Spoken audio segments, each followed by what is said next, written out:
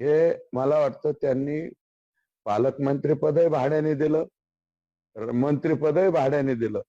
Lease agreement त्यांनी केल्यामुळं मोठा प्रॉब्लेम झाला.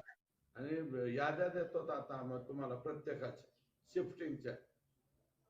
परळून लोक उठतात, अंबाजोगाईला जातात, पुण्याला राहायला जातात, मुंबईला गेले, सगळे घरदार सोडून जय हिंद जय महाराष्ट्र झालाय.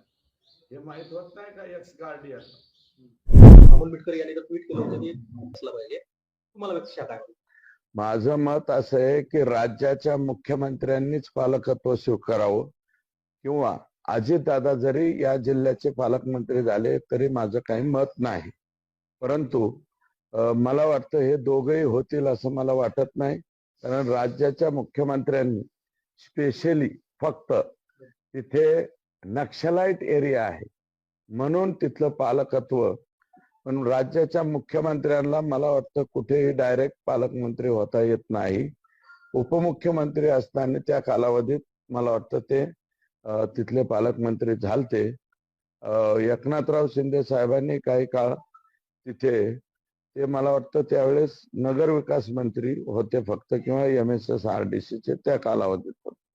मुख्यमंत्र्यांना डायरेक्ट जाता येतं का नाही हे माहित नाही, पण आनंद आहे मुख्यमंत्री उपमुख्यमंत्री दोन्ही उपमुख्यमंत्री किंवा मुख्यमंत्र्यापैकी जर कोणी पालकमंत्री झालं तर अतिशय आनंदाची बाब होईल. कारण आणि गार्डियन जे मागचे गार्डियन हे मला वाटतं त्यांनी पालकमंत्रीपदही भाड्याने दिलं, मंत्रीपदही भाड्याने दिलं. लीज ॲग्रीमेंट त्यांनी केल्यामुळं मोठा प्रॉब्लेम झाला. मोका यातच तुम्ही ओळखून घ्यायचं की त्यांची मेंटॅलिटी काय आहे. याच्यात कोणाला काही बक्षिलं जाणार नाही. आणि माझी विनंती आहे तुमच्या माध्यमातून, ज्या ज्या लोकांवरती अन्याय झालेले आहेत, आता हळूहळू लोक यायला लागलेत, आमच्याकडे निवेदन यायला लागले, पण पूर्ण त्याची बी माहिती घेतल्याशिवाय आम्ही बी व्हेट स्टेटमेंट करणं बरोबर होणार नाही. परंतु या ज्या काही घटना आहेत, करुण कहाण्या आहेत ह्या बीड जिल्ह्यातल्या, हे जे वागलेले आहेत, मी म्हणलं ना धनंजय मुंडे पूर्वी असे नव्हते, आता कसे झाले, काय होता सतून काय झाला सतू, अशी परिस्थिती तुमची आली साहेब. काय आणि याद्या देतात आता मग तुम्हाला प्रत्येकाच्या शिफ्टिंगच्या.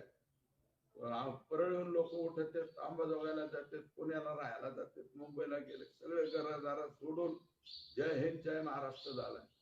हे माहित होत नाही का एक्स गार्डियन. काना तुम्ही म्हणलात की बजरंग सोनवणे हे कुणाचे मित्र होते, तसं ज्यांच्याबद्दल तुम्ही बोलताय ते तुमचे पण मित्र होते? माझे बी मित्र होते ना, परंतु बदलले ना. मी काय होता तू काय झाला, काही काळापासून बदललेत ना. अरे मी अजून सांगेल ना, पूर्ण डाटा माझ्याकडे आलाय ना.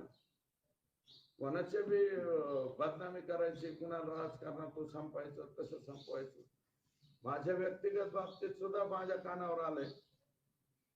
जे माझ्या कुटुंबाच्या बाबतीमध्ये काही घडलंय त्याच्या बाबतीमध्ये सुद्धा. पण मोबाईल नंबर, कोणाच्या फोनवर कोणत्या दिवशी कुठं फोन गेला याच्या सहित सगळी माहिती देतो मी तुम्हाला.